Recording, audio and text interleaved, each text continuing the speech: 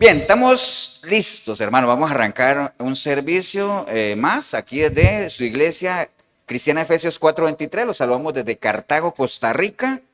Hoy es domingo 9 de febrero de este 2025. Y hago así porque viendo el video de hace 8 días dije que era el 2 de febrero del 2026. Y nadie me dijo nada, ¿no? No, estamos en el 2025. Bueno, todavía estoy pensando ya en el 2026, pero no, 9 de febrero. Así es que estamos listos, vamos a arrancar.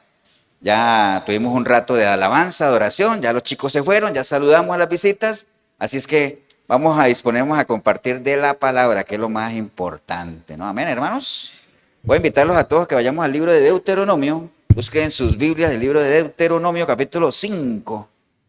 Deuteronomio 5. Y vamos a leer unos 4 versículos de Deuteronomio 5. Recuerde que el libro de Deuteronomio hace parte de los 5 primeros libros del Pentateuco, ¿no? O la Torá, como le llaman. Deuteronomio 5:9, ¿no? Cuando hablamos de Deuteronomio, ya usted históricamente se ubica, ¿no? O sea, cuando uno habla del Éxodo, todo lo que es Éxodo, Números, Deuteronomio, tiene que ver mucho con ese peregrinar del pueblo hacia la tierra prometida, ¿no? Amén. Entonces estamos en el capítulo 5, ¿qué dice el título? Para que ustedes se ubiquen ahí. Los 10 mandamientos, ¿no? Recuerde que los 10 mandamientos le fueron dados al pueblo por medio de Moisés, precisamente para ordenar a un pueblo que venía de 400 años ¿de qué? De esclavitud, ¿cierto que sí? Y cuando uno es esclavo, pues uno no sabe qué hacer, ¿no? Les compartí alguna vez que hay mucha gente que lleva tantos años en la cárcel que cuando les dan la libertad, algunos no quieren irse y algunos otros salen y duran 2 días afuera y se suicidan porque no saben qué hacer, no saben cómo comportarse, no saben cómo dirigirse. Eso le pasó al pueblo de Dios, que no sabía cómo comportarse, entonces por eso tuvo que el Señor establecer, ¿qué cosa? Leyes. Amén. Pero vamos a leer desde el verso 6 en adelante. Deuteronomio 5:6 dice la palabra del Señor: yo soy Jehová tu Dios. Ahora, ¿por qué hacía tanto énfasis el Señor siempre que decía, hey, ve? Acuérdate, yo soy Jehová tu Dios, ¿no? ¿Por qué? Porque había muchos dioses, ¿cierto de sí? Había muchos dioses, entonces él siempre quería hacer, vea, yo soy Jehová tu Dios. Y entonces alguien podría decir, ¿cuál? Y entonces sigue, el que te saqué de la tierra de Egipto, el que te saqué de Egipto, de casa de servidumbre. Acuérdate, no tendrás dioses ajenos delante de mí. No harás para ti escultura ni imagen alguna de alguna cosa que está arriba en los cielos, ni abajo en la tierra, ni en las aguas debajo de la tierra. No te inclinarás a ellas, ni las servirás. ¿Por qué? Porque yo soy Jehová tu Dios, fuerte, celoso, que visito la maldad de los padres sobre los hijos hasta la 3ª y 4ª generación de los que me aborrecen. Y que hago misericordia a millares, a los que me aman y guardan mis mandamientos. Padre, te damos gracias en estos días. Ya ni supe qué iba a decir. Te damos gracias por esta linda oportunidad, Señor, que nos regalas en este día, Señor, de poder compartir tu palabra, Señor. Que no solamente seamos buenos oidores, que seamos mejores hacedores de ella, que esa es la clave. De nada nos sirve todo lo que está aquí escrito si no la hacemos vivencia, si no la integramos a nuestro diario vivir, de nada nos serviría. Sabiendo eso, Señor, nos disponemos a escuchar todos los consejos que tú tienes para nosotros, Señor. A caminar en obediencia a ella, a agradarte a ti en todo lo que hagamos, como es digno de un hijo tuyo, Señor. Te damos gracias en el nombre precioso de Cristo Jesús. Amén y amén. ¿Pueden tomar asiento, hermanos?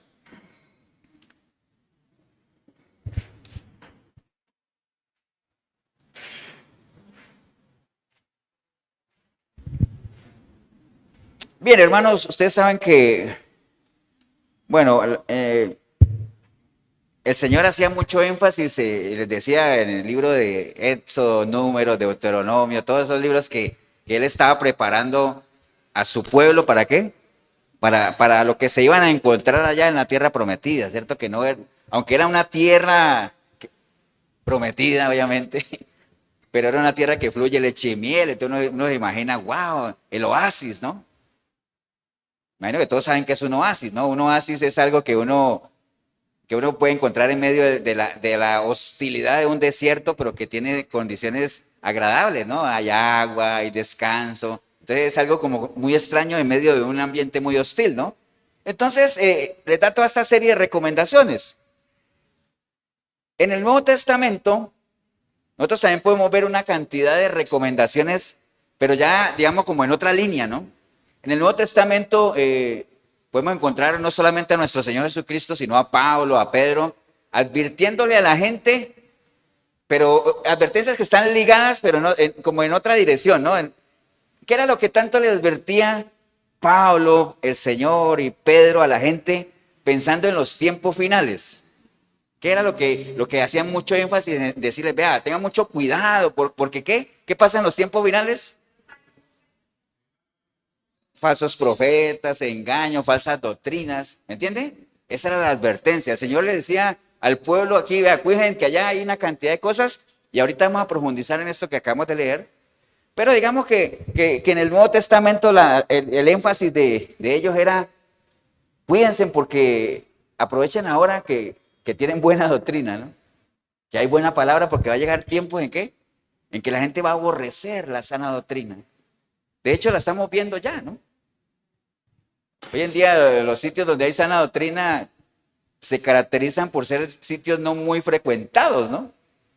Porque eso no llama a la gente. Como dirían por ahí, no vende, ¿cierto? ¿Qué es lo que vende? Pues prosperidad, que la gente va a tener tierras, que todos somos la niña de los ojos de Dios, lo cual es cierto, pero hay que saberse ganar ese lugar, ¿no? No es que uno es la niña de los ojos de Dios porque sí, uno tiene que saberse ganar el privilegio de ser la niña de los ojos del Señor. Entonces, eso no vende, ¿no? Pero básicamente hacían mucho énfasis en eso, por eso el Señor en Mateo 24 le dice que se van a levantar falsos cristos y falsos profetas, que van a hacer grandes señales y prodigios, de tal manera que te engañarán, si fuere posible, ¿a quiénes? A los escogidos, que se supone que los escogidos son personas que han estado recibiendo, ¿qué cosa? Doctrina, ¿cierto? Que han estado preparándose para no caer, pero que al final van a caer. ¿Por qué? Porque las señales van a ser tan impresionantes que se van a confundir, ¿no? De hecho, yo creo que usted en el video o nosotros podemos conocer personas que conocen palabra y aún así creen en esas fábulas, en fantasías. Entonces, es muy raro, ¿no? También, obviamente, Pedro, en 2 de Pedro 3:3 dice, sabiendo primero esto, que en los postreros días vendrán, ¿qué cosa? Burladores, andando según sus propias concupiscencias. Entonces, el tema es realmente importante, ¿no? El de estar preparados para que nosotros podamos hacer buena defensa del Evangelio y preservar la sana doctrina. Acuérdense que preservar, ¿qué es? Conservar, mantener, ¿cierto? Que nosotros podamos mantenernos ahí, básicamente. Por eso era que Pablo le decía mucho a Timoteo, asegúrate de qué? De usar bien la palabra. ¿Para qué? Para que cuando te presentes no te vayan a descalificar. Seas hallado con el peso que es. Amén, hermanos. Entonces el tema es importante, ¿no? Esto de las falsas doctrinas, voy a hablar rápidamente de esto, o sea, una pincelada. ¿Por qué? Porque nos vamos a meter a una falsa doctrina que acabamos de leerla, ¿no? Que es la falsa doctrina o la herejía de las maldiciones generacionales. Que quise volver a traerlo porque este tema lo vimos hace como 9 años. Y es algo que hay que estarlo reforzando. ¿Por qué? Porque si hay algo en esta vida cristiana que cada día toma más fuerza, ¿qué es? Las falsas doctrinas. Increíble. Las falsas doctrinas cada vez como que parecieran que se arraigan más en las iglesias, como que se posicionan más, aún inclusive por encima de la sana doctrina. ¿Me entienden? Entonces uno hiciera un balance de la gente que hay siguiendo falsas doctrinas contra los que hay siguiendo la sana doctrina, y yo creo que la balanza se inclina mucho hacia allá, ¿no? Hay mucha gente siguiendo falsas doctrinas. Entonces las falsas doctrinas, hermanos, pues es algo que hoy en día está en las iglesias como el último grito de la moda, ¿no?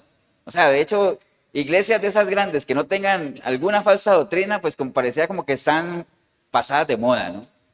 ¿Me entiendes? Yo creo que alguien de una iglesia grande viene aquí y ve nuestros cultos y ve que son sencillos, pero necesarios o suficientes. Diría, no, hombre, esa iglesia se quedó en el pasado, se quedó en la iglesia primitiva, ¿no? Pero nosotros defendemos algo, ¿no? Cuando la gente se daba cuenta que el Señor estaba en la casa de Pedro o algo así, ¿qué pasaba con esa casa? Se llenaba, ¿cierto? Se llenaba por dos razones, básicamente. ¿Cuál creen ustedes que es la primera? ¿Ah? Puede ser algunos, la mayoría por curiosidad, pero cuando la gente le decían, uy, mira, el maestro está en la casa de Pedro, yo, vamos para allá. ¿Por qué? ¿Cuál sería la primera razón? ¿Ah? Comida, todo eso, pero digamos, o sea, no seamos tan mal pensados, que aquí dicen comida, milagro, no, pero digamos que la primera razón que queremos aplicarla a las iglesias sanas, ¿no? La primera razón que uno tiene que asegurar para que la gente venga a la iglesia, la gente que realmente quiere conocer del Señor, es primero que esté ¿quién? Que esté el Señor, ¿no? Vamos para allá, ¿por qué? Porque allá está Jesús, vamos para allá. Que de hecho hay un pasaje que la gente llegó y que Jesús ya no estaba, y entonces la gente se fue corriendo, vamos para Cafarnaúm, vamos para allá, ¿por qué? Buscando al Señor, ¿no? Que es lo que verdaderamente uno debería buscar. La mayoría de la gente busca milagros, señales, prodigios, pero lo que uno verdaderamente debería buscar, ¿qué es? ¿Dónde está el Señor? Entonces, lo primero, que esté el Señor ahí. Y lo segundo, que se predique, ¿qué? La palabra, ¿no? Ahora usted dirá, pastor, pero si la gente sabía que el Señor estaba ahí, eso garantizaba que se vaya a predicar, está bien. Pero en las iglesias hay dos cosas que importan nada más. Primero, que sea una iglesia donde la presencia de Dios esté ahí. Y segundo, que se predique la palabra. Esas son las únicas dos cosas que deberían atraer a la gente. Lo demás es añadidura, ¿no? Que si hay una buena música, que si no, que si sí. Que alguno podría llegar a decir, mira, qué raro, llegué muy temprano, ¿por qué? Porque todavía no han instalado la batería, ni el piano, ni las trompetas, ni el saxofón. Bueno, ahora sí era pastor, pero ¿usted no ambiciona alguna vez tener un grupo de alabanza en vivo? Sí, pero no es la prioridad, ¿no? La prioridad ahorita es tener maestros de escuela dominical, ujieres, gente que sirva. Y si llegase el momento, pues qué bueno, si se da, ¿no? Porque son, ¿qué cosa? Añadidura. Entonces, mientras uno busque primeramente el reino de Dios, todas esas cosas, ¿qué cosa? Van a llegar. Si es que llegan. Y si no llegan, pues seguimos adelante, ¿no? O sea, no hay ningún problema, ¿no? Entonces, eso de la falsa doctrina se ha vuelto como un grito de la moda, ¿no? Entonces, lo triste es que muchas iglesias las han arraigado como si fueran enseñanzas bíblicas, lo cual no es así. Ahora, ¿por qué se da eso? Porque en la mayoría de las iglesias no se le enseña a la gente o no se le insta, por lo menos a la gente, a que desarrollen la capacidad de ¿qué? Discernir espiritualmente, ¿no? Lo que es y lo que no es. La gente se cae así, pero como los caballos que le ponen eso así. Decir, no, es que yo todo lo recibo, porque yo desecho lo malo y acepto lo bueno. Pero ¿qué es lo malo y qué es lo bueno en el criterio de la gente? En la mayoría de la gente lo bueno es lo que le conviene y lo malo es lo que no.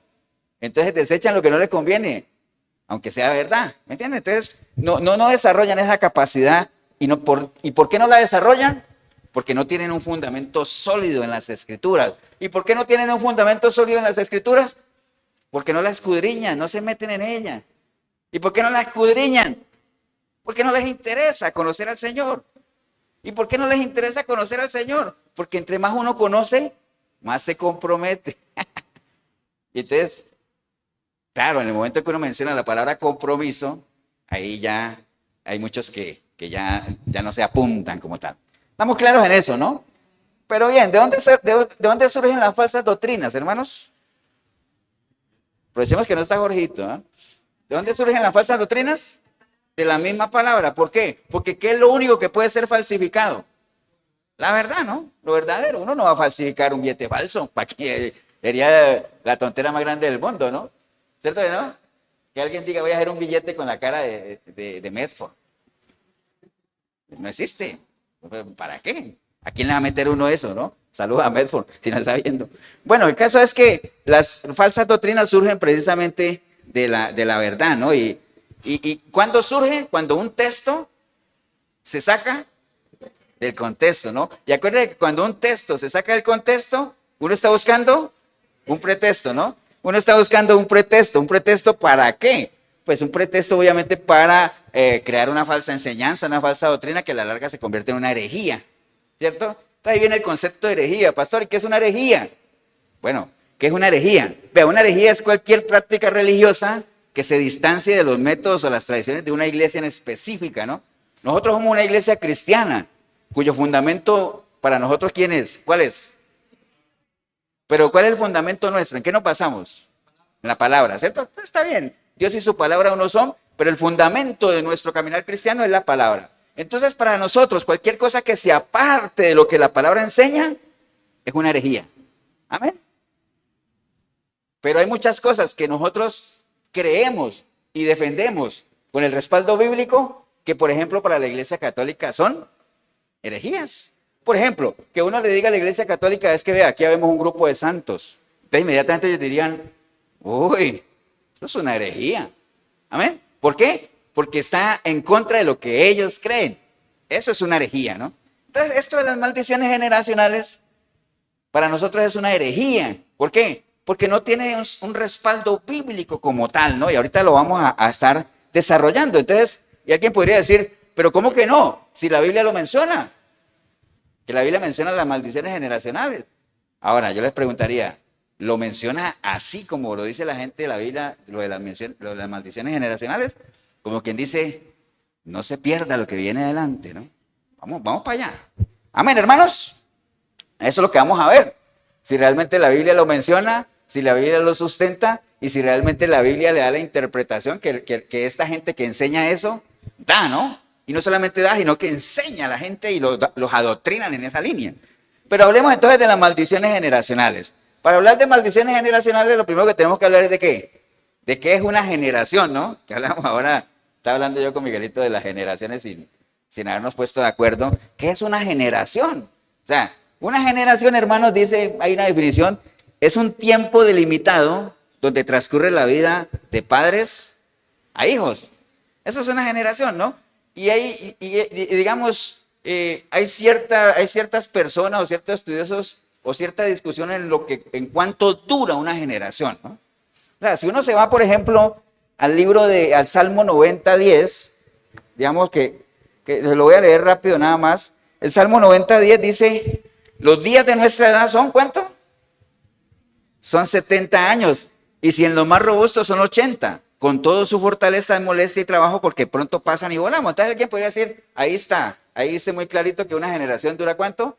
70, 80 años. Ese es un concepto que hay, ¿no? Pero hay otro, digamos que está en el libro de Números, que es como el más fuerte, en el libro de Números, que dice la palabra del Señor, Números 32:13, dice, y la ira de Jehová, acuérdense, cuando yo les hablo de números, estamos hablando de ¿qué?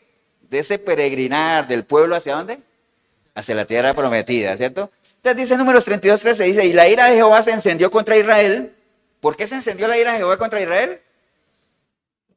Bueno, aquí estamos aprendiendo, estamos recordando, ¿por qué? Por desobediente, por rebelde, ¿no? Porque acuérdense que ese pueblo iba para allá y a toda hora era, me hubiera quedado allá. ¿Para qué me trajeron aquí? Está bien. Me hubiera quedado allá. Quiero carne. ¿Entiendes? Entonces, la ira del Señor se encendió sobre toda esa gente, porque hasta él mismo él decía, ¿no? Pero esta gente, ¿qué? ¿Hasta cuándo lo voy a soportar con todas las señales que he hecho, no? Entonces dice que la ira de Jehová se encendió contra Israel y los hizo andar errantes, ¿cuánto? 40 años. 40 años por el desierto. ¿Por qué 40 años? Dice, hasta que fue acabada toda aquella generación que había hecho mal delante de Jehová. Entonces, 40 años, está bien. Es como el tiempo más o menos estimado que una persona desde que nace, y entonces ya a los 40 años se supone que ya debería tener por lo menos descendencia, ¿no? Ustedes se acuerdan ¿acuerdan cuando el profeta le llegó al rey Ezequías y le dijo, ordena tu casa, porque vas a morir? Y él era un hombre recto que caminaba bien. Y uno diría, ¿pero por qué le dijo eso? ¿Por qué? Porque ya tenía cierta edad y todavía no tenía descendencia. Y la descendencia es clave, ¿por qué? Y sobre todo en los reyes, porque los reinados pasaban de padres a hijos. Entonces le dijo, ordena tu casa, que vas a morir. Y dijo, Señor, y entonces le dio 15 años más y en esos 15 años tuvo a su hijo. ¿Se acuerdan?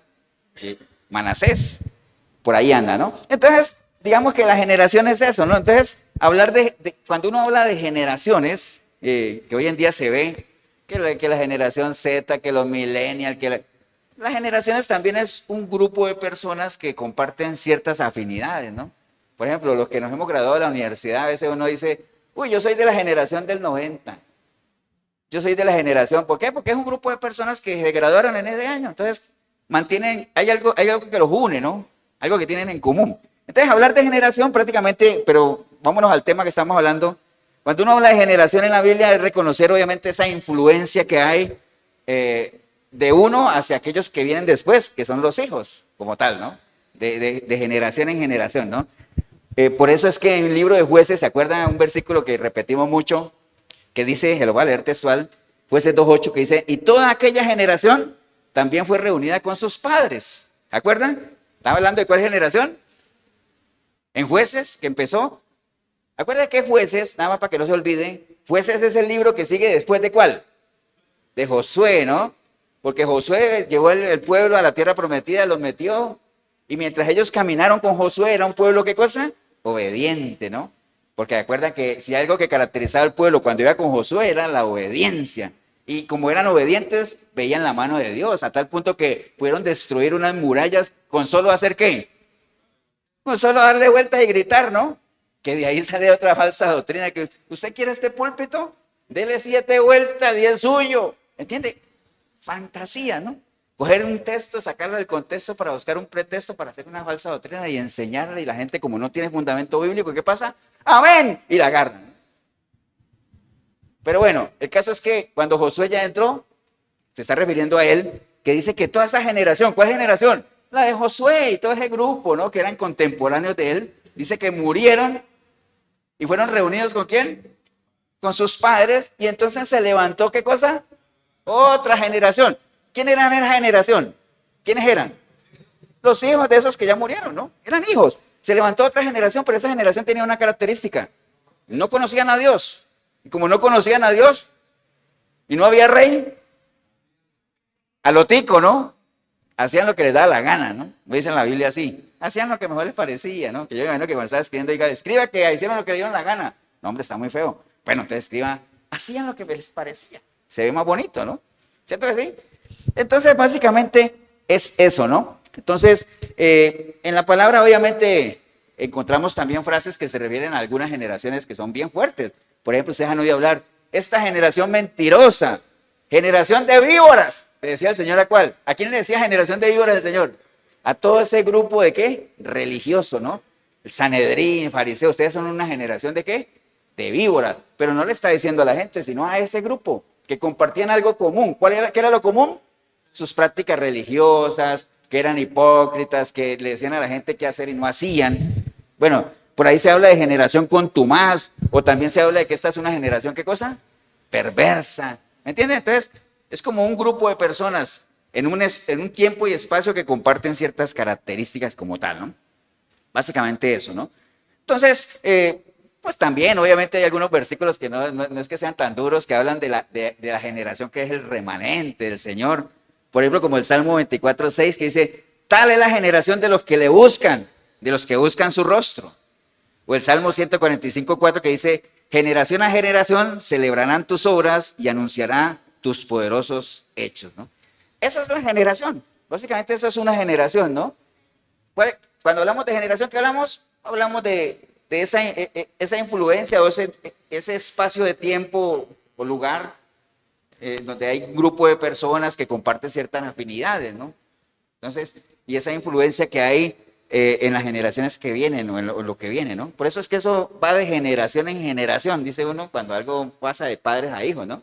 Eso viene de generación en generación, es decir, de padres a hijos, ¿no? ¿Cierto que sí? ¿Estamos claros, no, hermanos? Entonces ya tenemos una parte, estamos hablando de maldiciones generacionales, ya sabemos que es una generación, un espacio alrededor de 40 años, más o menos donde una persona ya puede trasladar a su descendencia, llámese hijos, ciertas cosas, ¿no? Cierta influencia, llamémoslo así. Por eso es que muchas veces cuando usted revisa el libro de Reyes y usted ve la historia de los reyes, usted dice que, no, y nació el rey Davis. Y entonces uno dice, ¿se habrá salido bueno o malo? Y entonces el rey Davis hizo las cosas buenas delante de Dios. No como su padre Carlos, que ese hizo lo malo. Entonces siempre había esa referencia del papá, ¿no? Pero el hecho de que lo que el papá hubiera hecho no era que garantizara o digamos, señalara exactamente lo que el hijo iba a hacer, porque algunos reyes salieron buenos, aunque los papás no eran muy buenos, ¿no? Pero básicamente es eso, ¿no? Ahora, hablemos de las maldiciones rápidamente. Y si uno habla de las maldiciones, pues tiene que hablar de las bendiciones. ¿Qué es una bendición? El fruto de la presencia de Dios. Amén. Entonces, ¿qué es un bendito? Una persona que tiene a Dios. ¿Cierto así? Un bendito es una persona que tiene a Dios. Entonces, ese bendito por tener a Dios va a disfrutar ¿de qué? De las bendiciones de Dios, que no es otra cosa que el fruto de tenerlo, básicamente, ¿no? Amén. Por eso es que las bendiciones de Dios en la vida de uno, ¿qué pasa? No añaden tristezas. ¿Por qué? Porque vienen de Dios. Lastimosamente hay gente que le llama bendición a muchas cosas que no vienen de Dios. ¡Ay, qué bendición! Y Dios no tiene nada que ver ahí. ¡Qué bendición!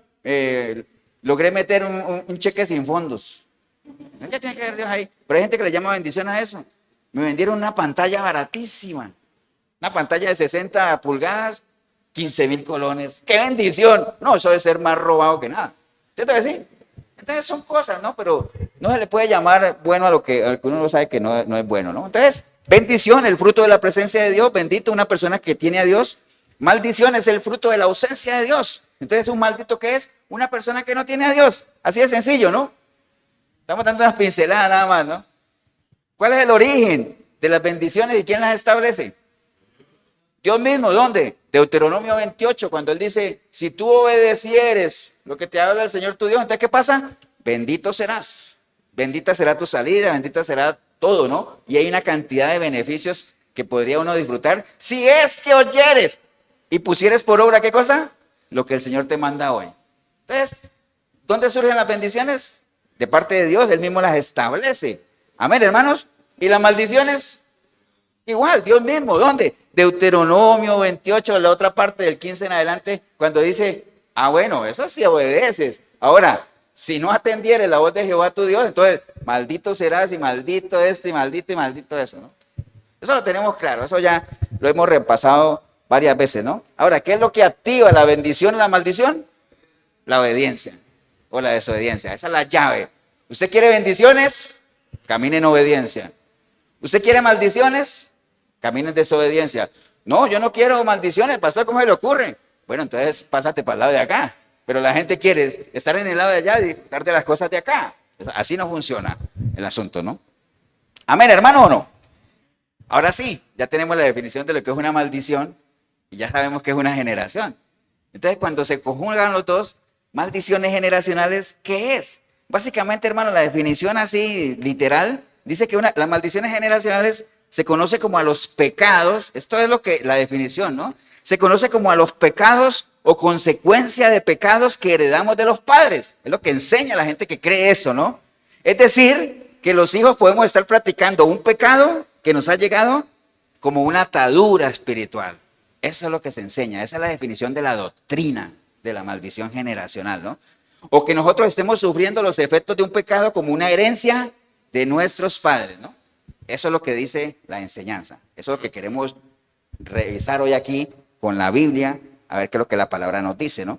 Entonces, hermanos, si nos vamos a esa definición, esas consecuencias que les acabo de mencionar, nosotros podemos verlas visibles en la vida de la gente, muchas veces en adicciones, en vicios o en enfermedades. Que lo más común es la parte de las enfermedades, ¿no? Es que el muchacho tiene diabetes, ¿por qué? Papá tiene diabetes, el abuelo tiene diabetes. Y van a seguir siendo diabéticos si no rompen esa maldición generacional. Así lo enseñan, así lo enseñan, ¿no? Y a uno le puede causar como asombro y todo eso, pero así lo enseñan, ¿no? Entonces, ¿qué es lo que esta gente enseña? Obviamente que la razón es ese patrón, ese estilo de vida pecaminoso, ¿no? Que persiste obviamente de una generación a generación, ¿no? Y entonces a eso se le llama y se le conoce como maldiciones generacionales, ¿no? Que nosotros podemos estar pagando las culpas de ¿qué? De pecados de nuestros padres o de nuestros abuelos como tal. Y entonces ahí donde dice, vea, usted tiene que practicarse ¿qué cosa? Una liberación. Si no lo hace, va a seguir en eso de generación en generación. Y ahora, ¿quién es el que hace esa liberación? El pastor de la iglesia o el apóstol o el profeta, ¿cierto que sí? ¿Y cómo la hace? Imponiendo manos o echando aceite o soplándole o se reúnen en un círculo para quebrar. Y hago un paréntesis, yo antes de empezar en mi caminar cristiano, porque yo les he contado ya veces, yo fui católico pero de cepa, ¿no? Católico fuerte, hasta monaguillo era. Y entonces a mí me invitaban a la iglesia. Bueno, Milena fue a la iglesia primero que yo y ella me invitaba a la iglesia. Y yo le decía, no, es que tengo que cuidar a Marco, que tenía como un año. Pero mentira, era para verme los partidos, ¿no? No, es que no puedo. Y iba a la católica. Hasta que una vez me engancharon, ¿no? Me engancharon bien. Porque me invitaron a una célula cristiana y fui. Y me llamó la atención ver un grupo de varones, no hablando de lo que siempre hablan los varones. ¿De qué hablan los varones siempre? De fútbol, hay tres temas. Fútbol, ¿qué más? Política, ¿y qué más? Fútbol, política y mujeres, hombre. Bueno, no todos. Los dos temas más es de fútbol y política. Llámale, no nos metamos a todos en esa. Entonces me pareció interesante ver un grupo ahí reunidos y después nos daban comidita, que también fue interesante, ¿no? Entonces por ahí me metieron y fui una vez a un mini encuentro. Era de viernes a sábado. Y en una sola noche a mí me ungieron con aceite, me quebraron las maldiciones generacionales, me hablaban en lengua. Ese día me hicieron un combo completo. Yo ni sabía que era eso, ¿no? Pero el caso es que eso es lo que se acostumbra a hacer, ¿no?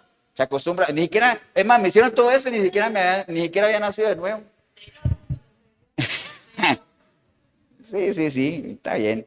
Entonces, ese es el asunto, ¿no? De que básicamente es como generar esa codependencia, ¿no? De que hay que hacerse una liberación como tal. Y entonces ahí es donde siempre la recomendación a todos ustedes, a la gente que nos sigue, cuando uno escucha una enseñanza nueva, que le venga con eso, eso es un patrón de pecado de antepasado, usted tiene que hacerse una liberación y todo ese asunto para que quiebre esas maldiciones generacionales. Entonces, ¿qué es lo primero que uno debería hacer ante una propuesta de una enseñanza extraña para uno? ¿Qué es lo que uno debería hacer? Primero, hay tres preguntas claves que uno se debería hacer, ¿no? Primero, ¿si eso qué? Si eso lo enseñó Jesús. ¿Lo enseñó Jesús? ¿Qué más? ¿Lo enseñaron los apóstoles? ¿Qué más? ¿Está respaldado por la palabra? Y una más, pues, para que no se me vaya, ¿está en armonía a la naturaleza santa de Dios? Si la respuesta es sí a las cuatro, es sana doctrina. Pero si la respuesta es no a alguna de esas cuatro, es una falsa doctrina, es una herejía. Amén, hermanos. Entonces, si usted se va a la palabra, usted se va a dar cuenta que el Señor no enseñó sobre eso, sobre maldiciones generacionales. No hay un pasaje donde el Señor esté quebrando maldiciones generacionales. De hecho, una vez le preguntaron a él, iba a él caminando y le dijeron, y había un ciego, ¿se acuerdan de nacimiento? Y le dijeron, Señor, ¿quién pecó? ¿Este o el papá? Para que él esté así. ¿Qué dijo el Señor? Ninguno de los dos. Simplemente él está así, ¿para qué? Para que la gloria de Dios se manifieste sobre él. Entonces, el Señor no enseñó eso, porque el Señor le ha dicho, no, eso debe ser el abuelo que era ciego y el papá, ¿me entiende? El Señor no enseñó eso. Los apóstoles no enseñaron eso. La palabra no respalda eso. Y ahorita dice, pastor, pero usted acaba de leer eso. Ahorita vamos a ir allá. Estamos en la plataforma todavía. El Señor no enseñó eso, la palabra no, y eso no hace parte de la naturaleza santa de Dios tampoco. Amén, hermanos. Entonces, ahora ustedes dirán, y entonces, pastor, ¿y entonces de dónde proviene esa enseñanza? Bueno, allá vamos. ¿De dónde proviene esa enseñanza, hermanos? De una manipulación de lo que acabamos de leer. Entonces, para eso, para uno, un texto, entenderlo bien, ¿qué tiene que hacer con ese texto? Meterlo en el contexto. Nosotros lo leímos ahora. Básicamente entender todo lo que leímos ahorita. ¿Cuál era la queja del Señor? ¿Qué era lo que el Señor estaba advirtiendo a la gente? ¿Cuál era el tema principal? ¿De qué estaba hablando el Señor? De la idolatría. Eso, Erika, estás aprovechando de esta hojita. La idolatría, ese era el tema. Amén. O sea, Dios sabía y todos nosotros sabemos que si hay algo canceroso, cuando digo canceroso es porque, ¿cuál es la característica del cáncer? Se expande, ¿no? Y cuando se expande, ¿qué cosa? Destruye. Si hay algo canceroso es la idolatría. ¡Wow! La idolatría.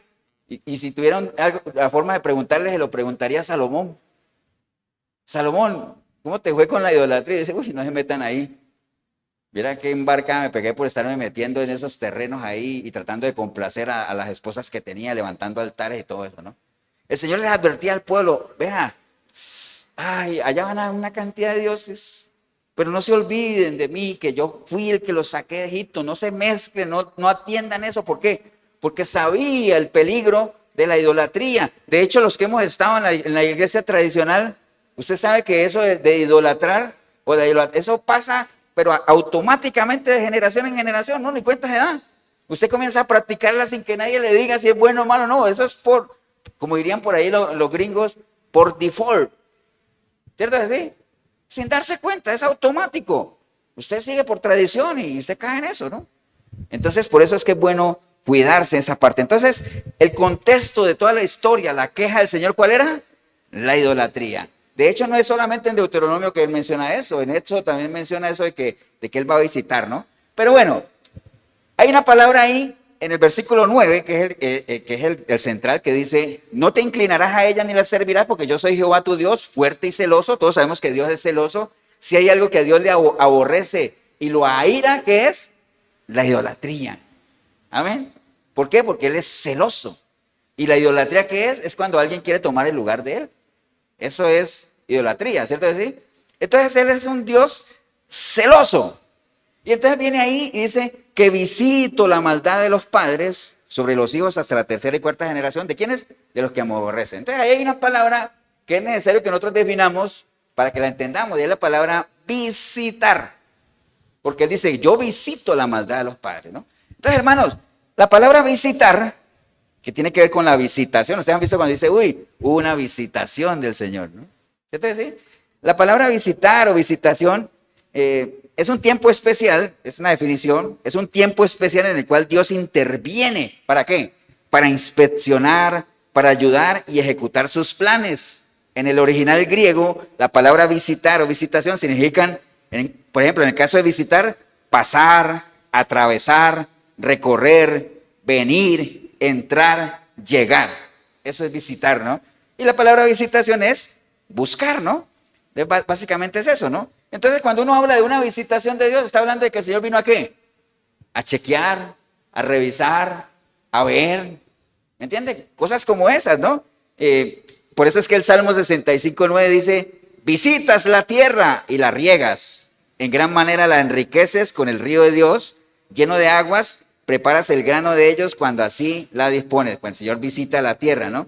Entonces, por ejemplo, también en Lucas dice la palabra que si los reyes de este mundo hubiesen conocido o hubiesen dimensionado la visitación que hubo en ese entonces, dice que ellos jamás entonces hubieran, ¿qué cosa? Matado al rey de la gloria. Eso lo dice en el Nuevo Testamento también. En Lucas también, Lucas 19:4 le está hablando el Señor a Jerusalén. Cuando el Señor llegó a Jerusalén y oró por ella y que lloró por la ciudad, ¿me acuerda que profetizó la destrucción y todo eso? Él decía, ay, Jerusalén, que no conociste, ¿qué cosa? El tiempo de tu visitación. O sea, no entendieron lo que ellos estaban viviendo. Ahora uno podría decir, pastor, ¿y cómo ellos iban a entender esa visitación si ellos no estaban preparados? ¿Cómo que no estaban preparados? Si hubo alguien que les estuvo gritando a todo pulmón y que fue enviado para eso, ¿para qué? Para preparar el camino, ¿no? Va a venir alguien muchísimo más grande que los va a bautizar con el Espíritu Santo, arrepiéntanse. Bueno, una cantidad de cosas. La gente no creyó, no se preparó, tuvieron la visitación del Señor y no la aprovecharon. Amén. Entonces, a eso se refiere básicamente cuando el Señor visita, pero no está hablando de maldiciones por ningún lado. Hasta ahora no hemos visto nada de maldiciones. Simplemente dice que el Señor visita, ¿qué cosa? La maldad de los padres, ¿no? Visita. Si cambiamos esa visita, ¿por qué? ¿Qué hace el Señor? ¿Va a qué? A chequear, a revisar, a cerciorarse, a ver qué es lo que está pasando, pero no está hablando de que va a ir a proferir maldiciones, porque si bien las maldiciones tienen su origen en Dios, no es Él el que las activa. Ya eso lo sabemos, ¿no? Amén, hermanos. Entonces a eso se refiere obviamente con visitar, ¿no? Visitar, ya lo tenemos por ahí, no hemos hablado nada de maldiciones. ¿Qué es lo que Él visita? Dice que Él visita, ¿qué cosa? la maldad de los padres sobre los hijos, ¿no? Yo les contaba, les dije ahorita que los efectos devastadores de la idolatría eran tremendos, ¿no? Cuando la gente caía en idolatría, caía en desgracia totalmente delante de los ojos de Dios. O sea, era tremendo. Por eso era que cuando un rey quería hacer lo bueno delante de Dios, ¿qué era lo primero que hacía? Derribar altares, ¿no? Derribar altares, limpiar todo eso. ¿Por qué? Porque ya uno sabe que Dios aborrecía o aborrece, sigue aborreciendo la idolatría como tal, ¿no? Entonces, hermanos, cuando él habla de que visita la maldad o va a ir a chequear la maldad de los padres sobre los hijos, o sea, no es un secreto para nosotros que el pecado, al mejor estilo de la levadura, todos conocen la levadura, ¿no? Tiene un efecto multiplicador, ¿no? Porque si una persona pecara, que no está bien, obviamente, porque cada uno es responsable y tiene que hacerse responsable. Si uno pecara y el efecto del pecado fuera sobre uno, pues uno dice, bueno, esa persona que se arrepienta y corrija, ¿no? Pero todos sabemos que el pecado, al igual que la levadura, tiene un efecto, ¿qué cosa? Expansivo, ¿no? Empieza aquí y después se va extendiendo hacia los círculos que uno tiene cercanos, ¿no? Por eso es que cuando digamos, un padre de familia, un esposo, cae en adulterio, no es que le afecta a él solamente, porque claro, a él es el primer afectado. Pero ¿quién es la primera afectada después? La esposa, ¿no? Y después, los hijos, ¿no? Y después, los padres, ¿no? Y entonces eso se va regando ahí, y entonces prácticamente la familia se deteriora, ¿no? Ya sí sabemos, y eso ya genera otro tipo de impactos como tal.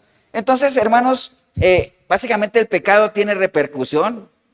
¿Y cómo, digamos, pensemos en un pecado visible?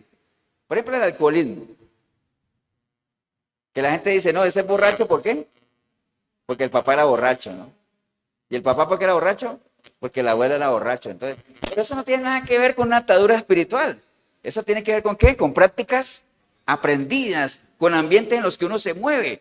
La gente en ese entonces de la idolatría era lo mismo, ¿no? Si hay un ambiente idólatra alrededor de uno, lo más probable es que uno caiga en idolatría también. Pero son prácticas aprendidas. Pero hay muchos casos, hermanos, donde hay personas que se paran firme y dicen, no, hombre, esto no es lo mío, yo voy a caminar en otra dirección. Les di el ejemplo de que algunos reyes, a pesar de estar en un ambiente totalmente hostil hacia Dios, de idolatría, ellos decidieron, no, voy a hacer lo correcto, voy a tumbar altares y voy a hacer lo que realmente yo considero que es bueno. No se dejan, digamos, como que dice, absorber por el ambiente. Pero eso no ocurre para toda la gente. La gran mayoría de la gente sí se deja absorber por esos ambientes, esas costumbres aprendidas que pasan de generación en generación y que se van a terminar no cuando alguien te quiebre o te cancele esas maldiciones generacionales, no, se van a acabar cuando una persona decida que, volviendo en sí, como el hijo pródigo, hacer un alto en el camino y volver a cambiar de bando, ¿no? Si estoy aquí en maldiciones, siendo desobediente, no, hombre, esto no es lo mío. ¿Qué hago yo aquí? Este no es mi lugar.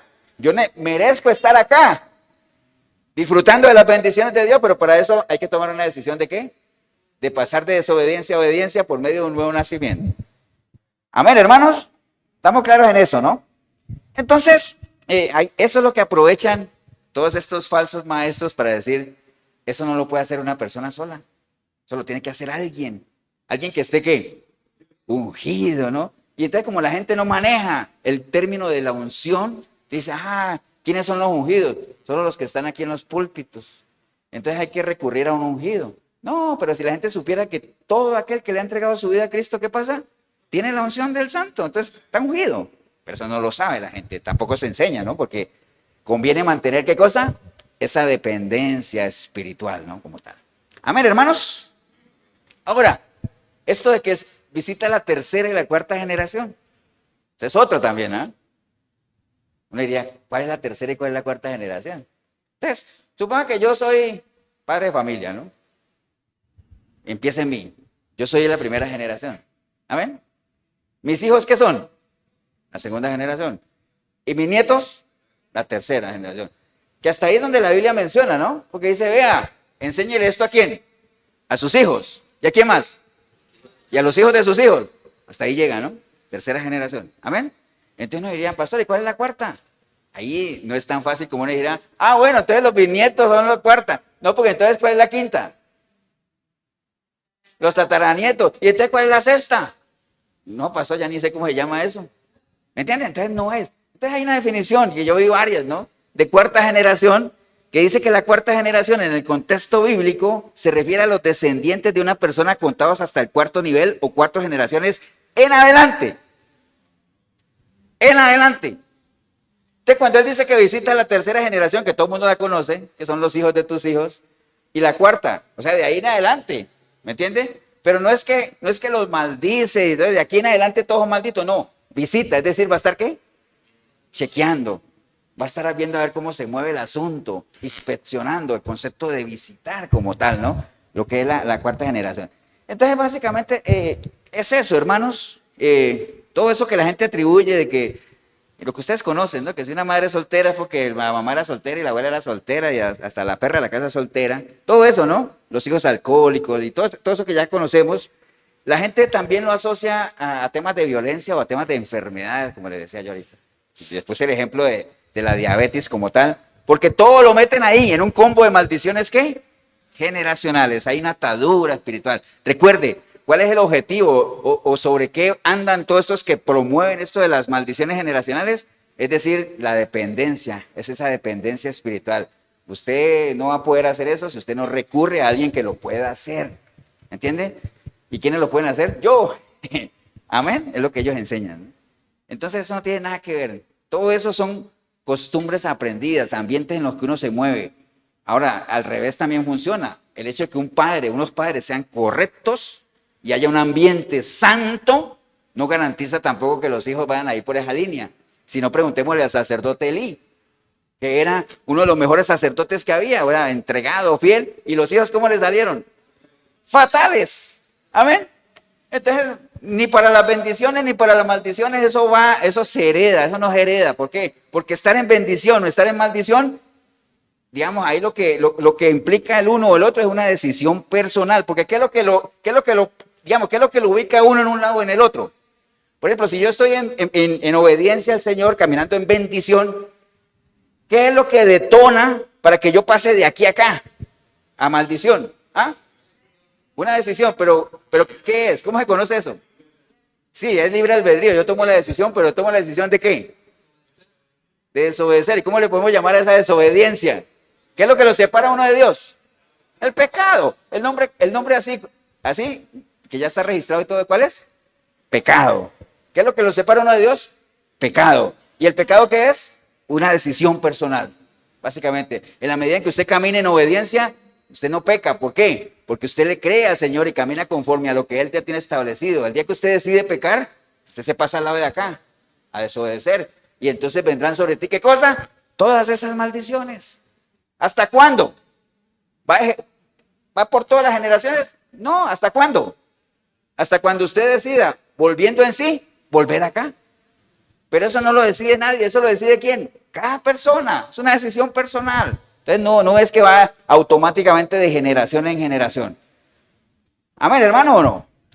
Entonces, básicamente eso es. Recuerde, hay muchas cosas que dependen del entorno. Les decía que aunque hayan padres ejemplares, eso no garantiza nada de eso. Ahora, hermanos, suponiendo que sí existieran, ¿estamos de acuerdo que las maldiciones generacionales no existen? ¿Por qué? Porque, es más, hay varios versículos que la tiran abajo, ¿no? Sobre todo en Ezequiel, cuando habla de que, digamos, ningún hijo pagará por el pecado del padre, ni tampoco ningún padre por el pecado del hijo. ¿Por qué? Porque el alma que peque, ¿qué pasa?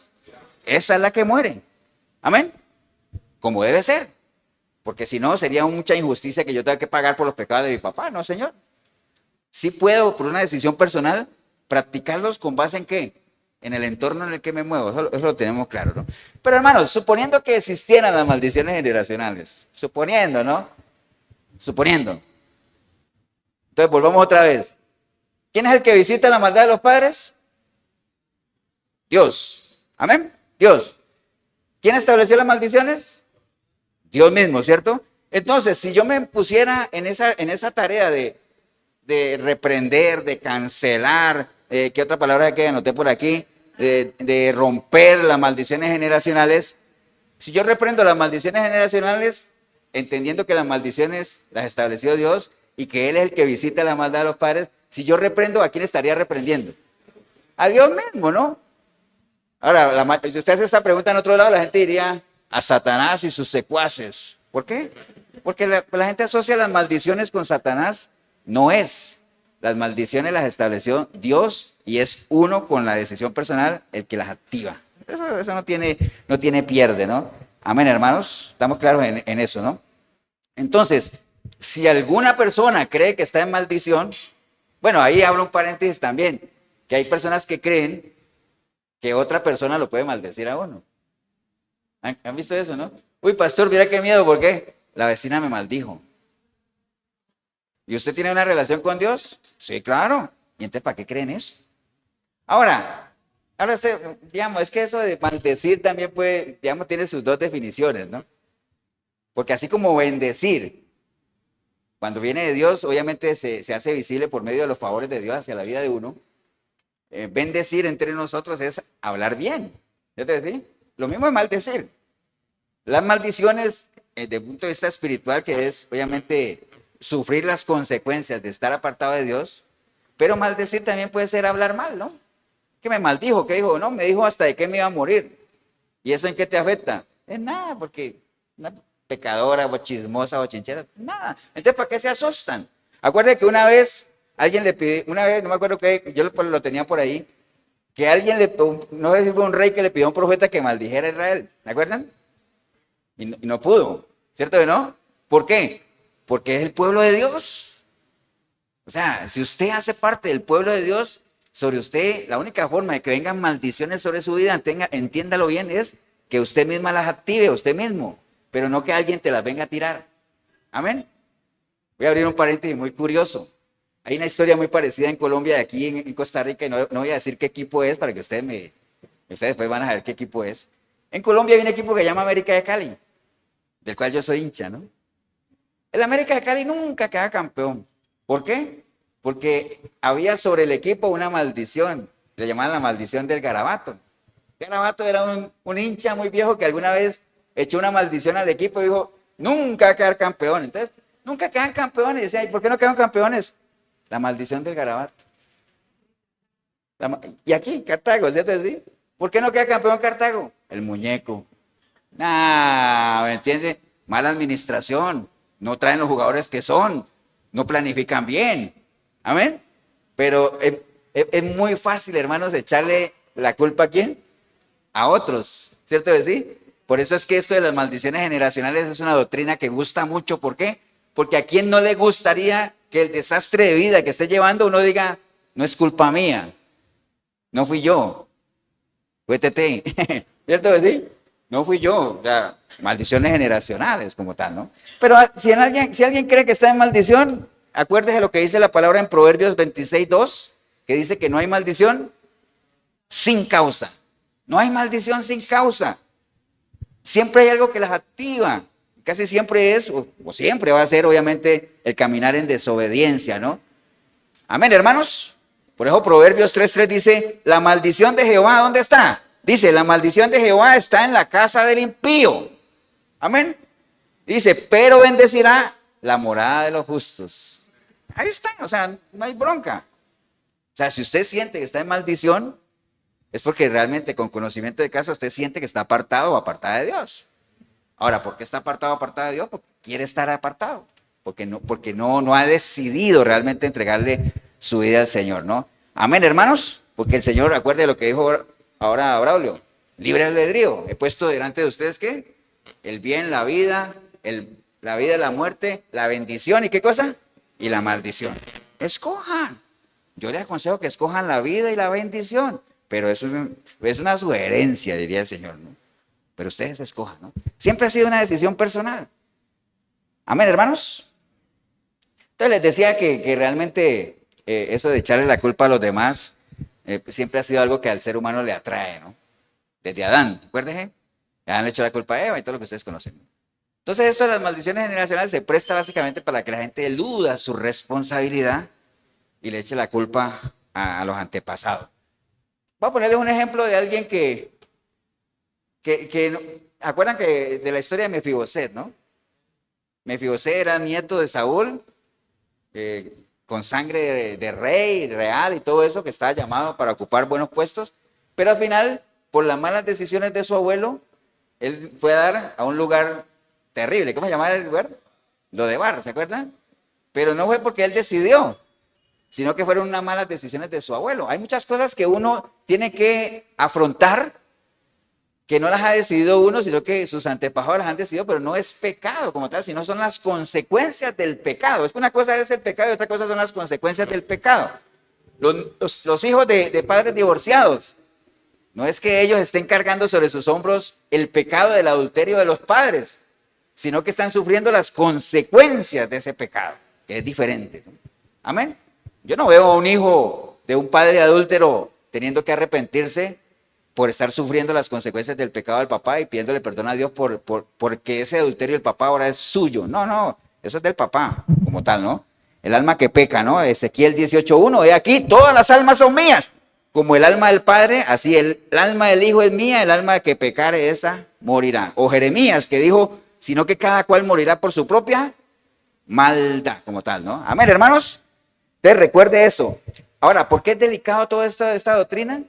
Porque esta doctrina, hermanos, tiende a que la obra del Señor, ¿qué cosa? ¿Quedó? ¿Cómo quedó la obra del Señor? A medias, ¿no? Incompleta. Amén. Quedó incompleta. Una persona le entrega su vida al Señor, dice la palabra que la sangre de Cristo, ¿qué cosa? Nos limpia de todo pecado, pero después vienen una serie de artistas a decir, no, de todo no. Hay cosas ahí, que ahí donde entramos nosotros, el equipo alterno, como diría alguien por ahí, ¿no? Entonces, eso es bien delicado, hermano. Recuerde, el momento que uno le entrega su vida al Señor, no es limpiado, ¿no? Y mire lo que dice Zacarías 8:13, dice la palabra del Señor.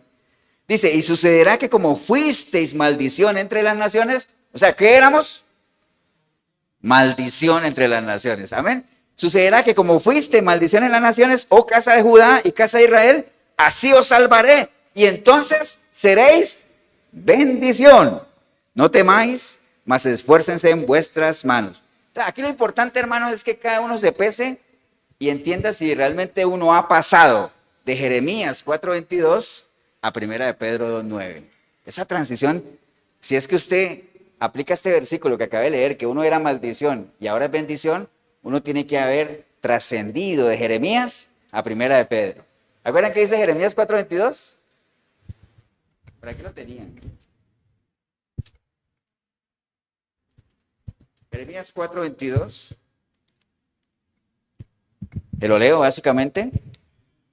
Un concepto del Señor que él decía, porque mi pueblo, ¿qué cosa es? Necio.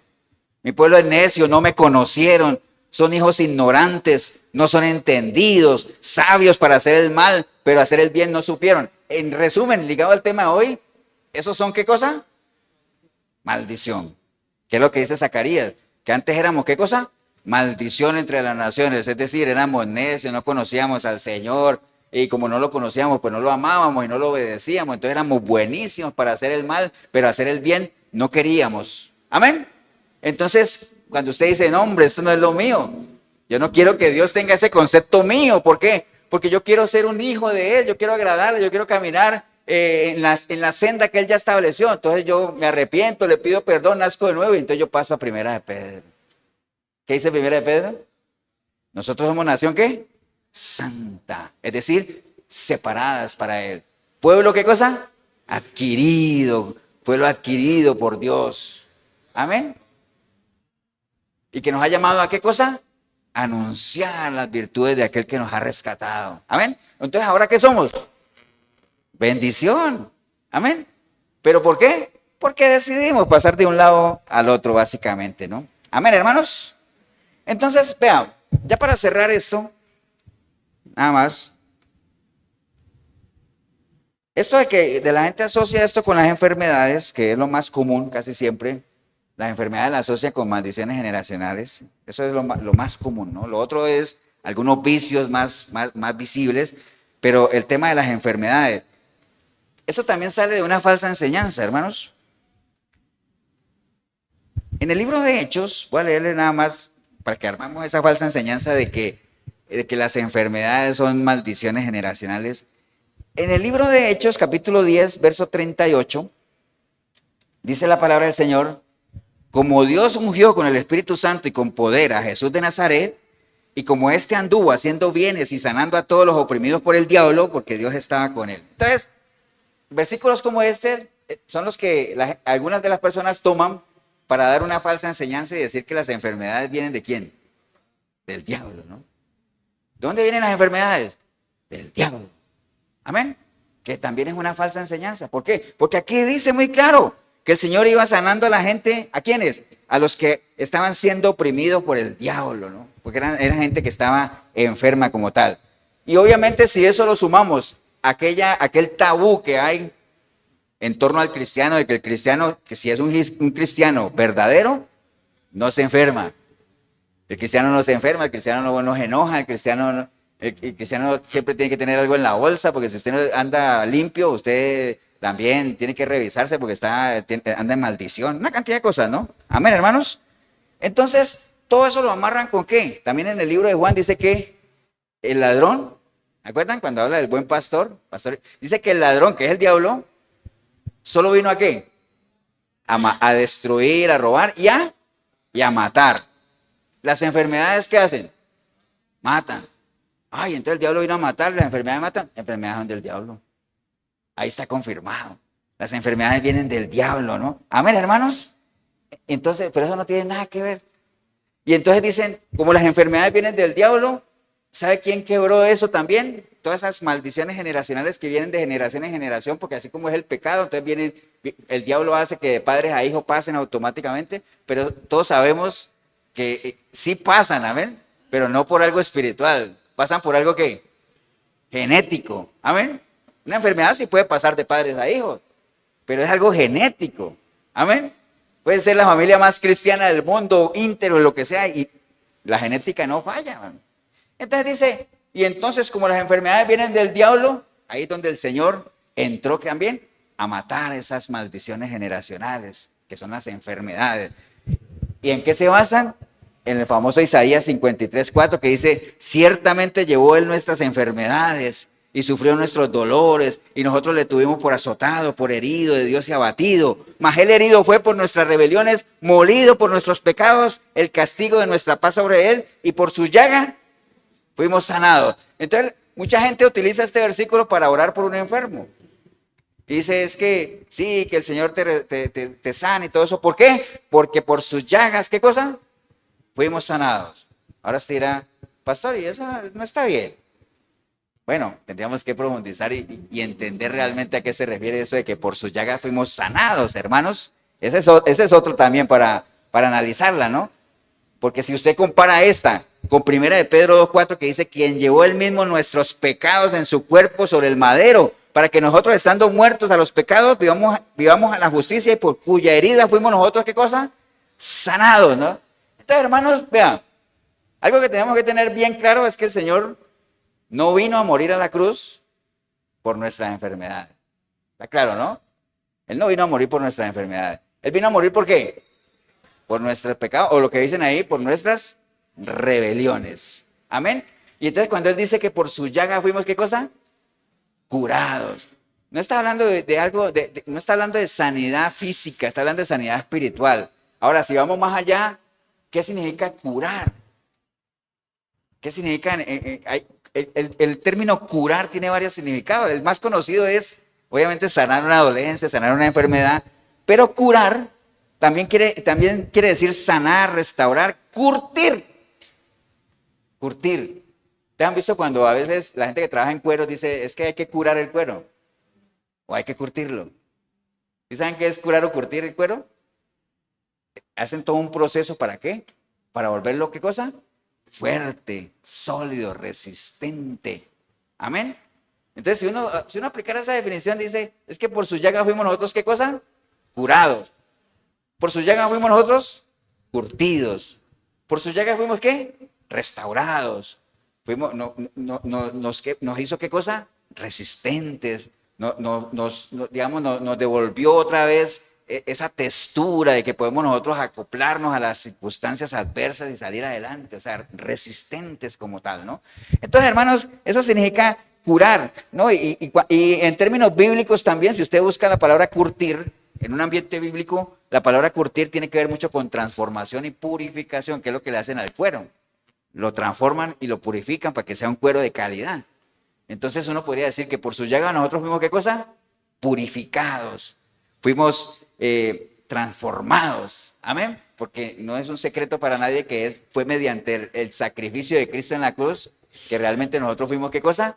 Finalmente rescatados, amén, y pasamos de muerte a vida, amén, pero no fue por nuestras enfermedades. Ahora decir, pastor, pero él vino a hacer milagros. Sí, está bien, obviamente, los milagros hacían parte del caminar de él, cuando él dijo, yo vengo a dar, ¿qué? Vista a los ciegos, y la dio, física y espiritualmente, consuelo al oprimido, obviamente, cuando pensemos en la mujer del flujo de sangre que estaba muy afligida por todo lo que había pasado, y en su encuentro personal con el Señor, pues fue sanada, ¿no? Está bien. Entonces, pero cuando él dice que cargó nuestras enfermedades, cargó nuestras dolencias, cargó nuestras rebeliones, eso fue lo que realmente él cargó en la cruz. Nuestro pecado, nuestra rebelión, no nuestras enfermedades como tal, ¿no? Amén, hermanos, ¿o no? Entonces les decía, hermanos, cerrando ya esto, que toda esta corriente de las maldiciones generacionales le hace un daño tremendo a la iglesia. Tremendo, tremendo. ¿Por qué? Básicamente por lo que les decía ahorita, ¿no? Porque menosprecia el sacrificio del Señor. Y cuando digo menosprecia, ¿qué es? Le quita valor, el verdadero valor que tiene, ¿no? El sacrificio del Señor, ¿qué cosa fue? Perfecto. Y fue tan perfecto y tan completo que cuando Él, antes de expirar, ¿qué dijo? Consumado es. Es decir, ¿cuándo dice uno consumado es?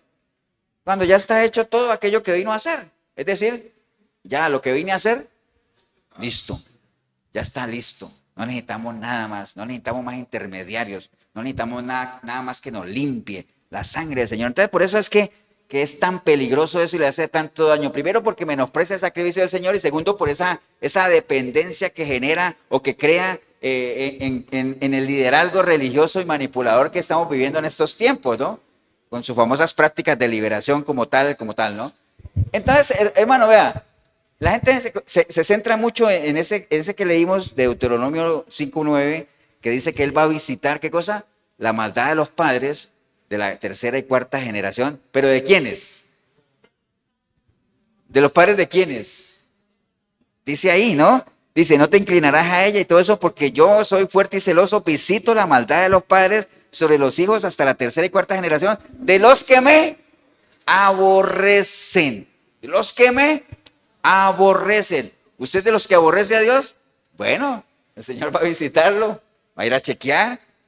Y acuerdan en Proverbios cuando el Señor dice también, y entonces como no quisieron atenderme, cuando les venga a ustedes lo que tanto temen, la calamidad, yo me voy a burlar. ¿Acuerdan? Me burlaré, dice Proverbios 1. Y entonces hay gente que dice, pastor, ¿y cómo es que Dios se va a burlar de la calamidad de la gente? Ese no es el Dios que yo conozco. Bueno, es que tendré que buscar qué significa me burlaré, ¿no? ¿Cómo se le dice? Levanten la mano los que han ido a Zapote. Bueno, en las plazas de toros, ¿te han visto que hay un lugar donde el torero cuando está ahí y viene el toro, entonces se mete, ¿no? ¿Cómo se le llama eso? Burladero. ¿Porque sirve para qué?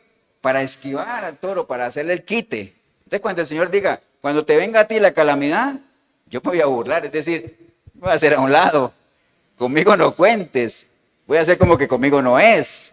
A eso se refiere que me burlaré, no es que él se va a reír. ¡Ah! No se trata de eso.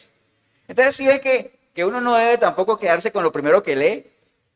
Si hay algo que usted lea y usted dice, a mí esto no me cuadra porque ese no es el Dios que yo conozco. Pero obviamente usted tendría que conocer a su Dios. Este no es el Dios que yo conozco, debe haber un significado diferente. Y entonces sí lo hay. Amén, hermanos.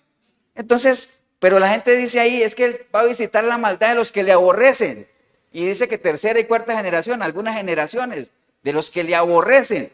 Pero mire lo que dice el 10. Dice, y hago misericordia a millares, a los que me aman y guardan mis mandamientos. Entonces la gracia del Señor, la misericordia es mucho más grande que ¿qué? Que el visitar la maldad. Yo voy a visitar la maldad, sí, de estas generaciones que me aborrecen. Pero a los que me aman, ¿qué cosa? Que son millares también. Voy a hacer, ¿qué cosa? Misericordia como tal, hago misericordia. Entonces, Les decía que esta doctrina es muy peligrosa porque, usando el ejemplo del burladero, hay muchos creyentes que, ¿qué cosa hace? Con sus responsabilidades lo que hace es ¿qué? Burlarla, ¿no? Como decir, voy a esquivarla, ¿no? Cada uno tiene que asumir sus propias responsabilidades, ¿no? ¿Y cuál es una de las responsabilidades que tiene aquel que se sienta que está en maldición? Porque el Señor dice que Él va a hacer, ¿qué cosa? Misericordia, ¿no? Entonces, si usted que está en maldición o que está en este grupo acá, usted quiere alcanzar la misericordia de Dios, porque Él dice que la va a tener a los que le aman, lo primero que usted tiene que hacer es pasarse al grupo de los que le aman. ¿Y qué es lo que activa la misericordia de Dios? ¿Cuál? El arrepentimiento. Porque dice que el que se arrepiente alcanza misericordia. Entonces, ¿usted quiere que el Señor derrame misericordia en su vida? Tiene que arrepentirse. Amén. Eso no tiene pierde como tal. Y entonces ahí entra toda la doctrina del nuevo nacimiento, donde usted, reconociendo que hay un Dios, se arrepiente de corazón, le pide perdón, la sangre de Cristo lo limpia de todo. Y el Espíritu Santo viene a usted y entonces usted recibe la unción del Santo, entonces usted es un ungido. Y entonces usted puede empezar usted mismo, el proceso de ¿qué? De restaurarse, de cambiar. Obviamente el Señor va a estar ahí, pero usted tiene que irse despojando de lo que antes era, renovando el espíritu de su mente, revistiéndose de una nueva imagen, un proceso continuo, sembrando los principios de Dios en su mente. ¿Quién? Usted mismo. Ahora se dirán, entonces, ¿para qué la iglesia, pastor? Bueno, la iglesia lo que nosotros venimos aquí ¿a qué? A reforzar conceptos, a compartir como hermanos, pero es una labor que cada uno tiene que hacer. Cada uno tiene que hacerlo, es algo personal como tal. Camina en obediencia. Y entonces abra las puertas ¿de qué? De la bendición. Me despido con este versículo, hermano. Romanos 2:5 dice la palabra, pero por tu dureza y por tu corazón no arrepentido. Entonces, ¿estamos hablando de quién? ¿De los que caminan en qué? En desobediencia y entonces sufren las consecuencias de las maldiciones. Entonces dice, pero por tu dureza y por tu corazón no arrepentido, atesoras para ti mismo ira para el día de la ira y de la revelación del juicio justo de Dios. Eso va para los que caminan en maldición, ¿no? El cual pagará a cada uno conforme a sus obras. Amén. Vida eterna a los que perseverando en bien hacer, buscan gloria y honra e inmortalidad. Pero ojo, ira y enojo a los que son contenciosos y no obedecen a la verdad, sino que obedecen a la injusticia. Ahí están los dos grupos. No tiene pierde. Solo hay dos grupos nada más. En las cosas de Dios, Él mismo lo dijo, el Señor lo dijo. El que no está conmigo, está contra mí. Y el que no recoge conmigo, desparrama. O sea, no hay puntos medios, ¿no? Y en esto usted está en maldición o está en bendición, dependiendo si está obedeciendo o no, y es una decisión personal, no viene de padres a hijos, porque la Biblia habla muy claro de que cada uno morirá por su pecado, ¿no? Y el día que el pecador se arrepiente, todo lo que haya hecho atrás no le será de estorbo, sino que el día que se arrepienta, ese día alcanza misericordia. Y el día que el justo, a pesar de todo lo que haya hecho, lindo, precioso, pero el día que el justo peque, ese día ¿qué pasa? Muere. Así de sencillo es el asunto, ¿no? Amén, hermanos. Pónganse de pie, vamos a darle gracias al Señor. Padre, te damos gracias en este día, Señor. Gracias por esta linda oportunidad que hemos tenido de meditar un poco sobre este tema, Señor, que a veces pareciera que uno lo maneja, pero siempre hay cosas que realmente uno puede aprender adicional, el tema de las bendiciones, las maldiciones, la responsabilidad que cada uno tiene de las decisiones que toma. Obviamente tú nos das la libertad de decidir, pero también nos haces responsables de lo que decidamos. Y si nuestra decisión nos lleva a apartarnos de ti, una decisión también nos puede volver otra vez a estar en amistad contigo. Y la recomendación siempre es la misma. Vuelve ahora en amistad con Dios. ¿Para qué? Pues para que el Dios de paz venga a tu vida y traiga paz a tus tiendas, a tu vida, ¿no? Como tal, sane tu tierra, ¿no? Es una decisión personal. Así es que si hubiera alguna persona hoy aquí en este lugar o ahí en el video, que usted hoy entendió eso, ¿no? No siga echándole la culpa a los demás de las cosas que le pasan. Y es que eso, yo vengo arrastrando cosas o me tienen atado espiritualmente. No. Son fantasías, ¿no? La única forma de uno librarse de la esclavitud del pecado es cuando por medio de una decisión personal usted decide entregarle su vida a Cristo. Nada más. Nadie más te puede atar, sino uno mismo con sus propias decisiones. Si es el caso suyo, ahí donde está, dígale al Señor, Señor Jesús, en este día escuché tu palabra, Señor, y hoy me ha quedado claro de que realmente yo tengo la voz cantante, como dirían por ahí. La decisión está en mis manos. La intención tuya es restaurarme, pero yo soy el que decido. Así que no más, Señor. En este día, arrepentido, arrepentida, como nunca antes, yo clamo a ti, Señor, para que tu preciosa sangre me limpie de todo pecado. Tu Santo Espíritu pueda venir a mí y hacer de mí una nueva criatura, Señor. Y que a partir de hoy, por medio de una decisión personal, también yo decida, Señor, buscarte a través de tu palabra para conocerte, amarte, servirte, Señor. Caminar contigo. Y que yo pueda ser un testimonio para los demás de que realmente el único poder liberador que hay está en ti, Señor, en tu palabra, Señor. Y yo sea testimonio de que hay poder en ti para transformar, Señor. Bendigo yo el momento que decidí venir a este lugar o ver este video, porque ahorita vine sin ti o empecé a mirar sin ti, pero ahorita te recibo, Señor, como mi único y suficiente Salvador. Te doy gracias en el nombre precioso de Cristo Jesús. Amén y amén. Damos un aplauso, hermanos, al Señor.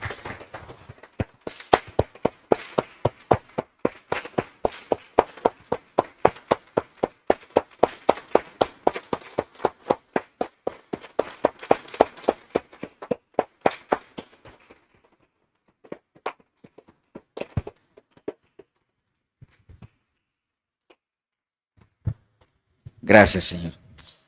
Bien, si usted hizo la oración, felicitarle, recuerden, usted por medio de esa oración, dándole el beneficio de la duda, que haya sido un genuino arrepentimiento, usted ha pasado de muerte a vida, ha pasado de un reino de maldición a un reino de bendición, pero el hecho de que usted comience a disfrutar de estas bendiciones también dependen de que usted siga creciendo.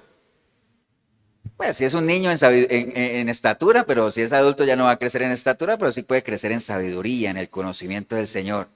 Y va a entender realmente cómo es ese restaurar en Dios, cómo va a empezar a aborrecer cosas que antes amaba y a amar cosas que antes aborrecía, pero es un proceso. ¿Hasta cuándo? Hasta que esté delante de la presencia del Señor. Y si le podemos ayudar en ese proceso, la Iglesia Cristiana de Efesios 4:23 de Cartago, costado norte de las ruinas, Centro Comercial El Dorado. Aquí nos reunimos todos los domingos a partir de las 10 de la mañana. 87725957, mi número, Pastor Eber Molina. Recuerde, hoy domingo, como todos los domingos, 105.9 de la FM, Radio Urbano, programa Sinceridad, 8 de la noche. Usted se puede conectar por la radio normal, 105.9 de la FM, o se puede meter en urbano106.com. Ahí se mete radio en vivo, chat, y ahí compartimos de 8 a 9 de la noche. Que el Señor los bendiga, un abrazo. Nos vemos en una próxima oportunidad.